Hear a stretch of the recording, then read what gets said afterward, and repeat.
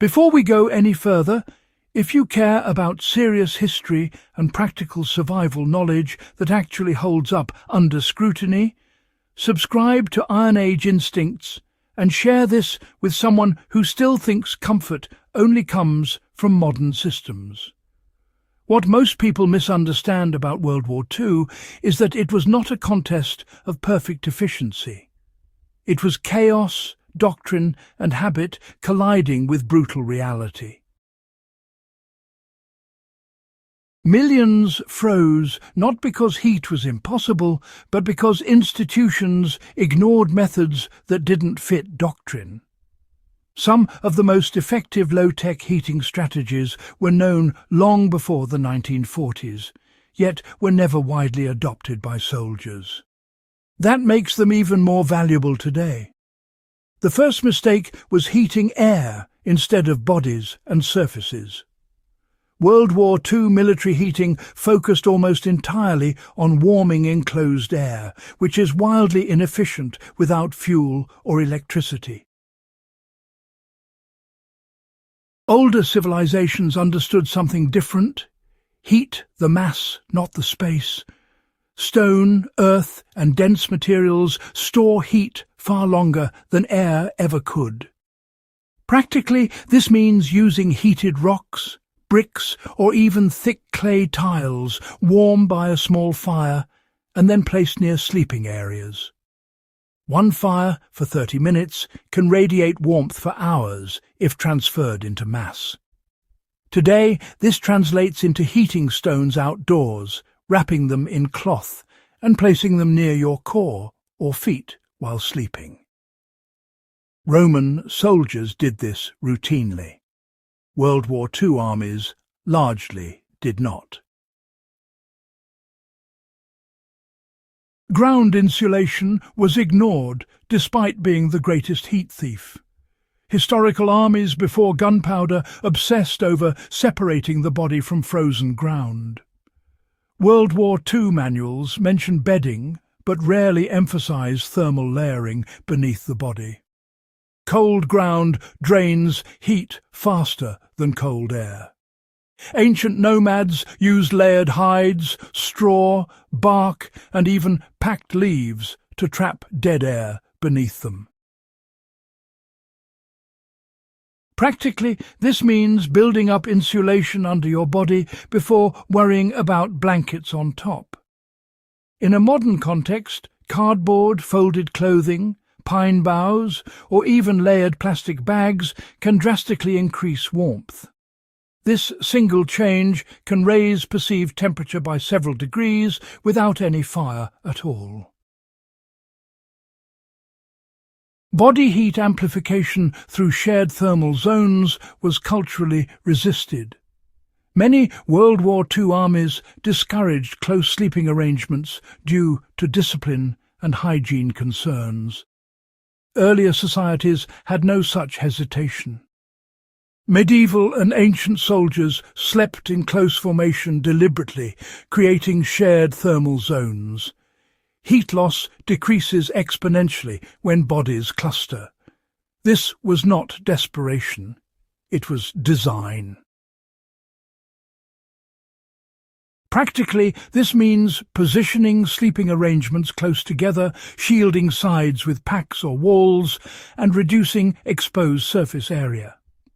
Even solo, you can replicate this by curling posture, minimizing exposed limbs, and using reflective barriers behind you to trap radiant heat.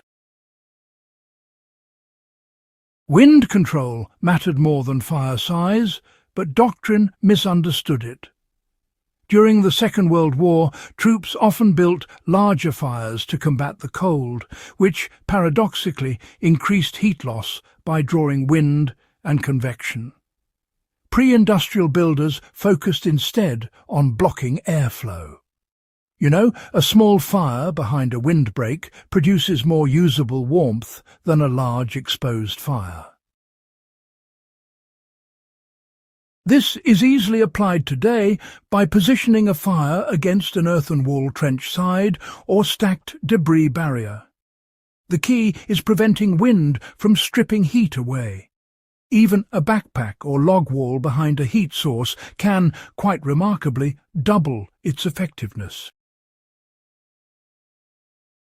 Subterranean heat retention was abandoned as primitive.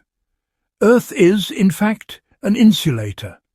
Ancient pit shelters, half-dug huts, and trench-lined sleeping areas retained heat far better than surface tents. Second World War armies associated digging with fortifications, not warmth. Yet even a shallow depression reduces wind exposure and stabilizes temperature. Practically speaking, digging a knee-deep sleeping trench, lining it with debris and covering the top with canvas or branches, creates a microclimate that stays significantly warmer overnight. This technique works even without fire, relying on ground temperature stability. Radiant heat reflection was known, but really underutilized. Earlier, cultures routinely used stone walls or polished shields to reflect heat inward. Today, aluminum foil, emergency blankets, or even light-colored fabric can be placed behind a fire to redirect radiant heat toward you. The difference is immediate and measurable. This is not theory. It is physics, known since antiquity.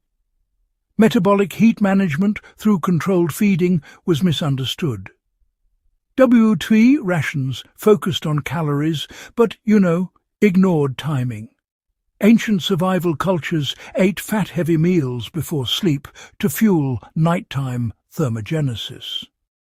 Consuming fats or dense carbohydrates before rest increases internal heat production during the coldest hours. Practically, this means eating your heaviest meal in the evening, not the morning, when cold exposure is highest. Even today, this principle holds. What this teaches us about history and survival. The uncomfortable truth is that modern systems often discard effective old knowledge because it looks unsophisticated. Potiki proves that technological power does not equal practical wisdom. These heating methods are not clever hacks. They are, honestly, rediscovered fundamentals. They work because human physiology and thermodynamics have not changed in 10,000 years. If this kind of grounded, historically accurate survival knowledge matters to you, subscribe to Iron Age instincts, share this with fellow historians and survivalists, and keep these lessons alive. History doesn't just explain the past, it keeps you alive when systems fail.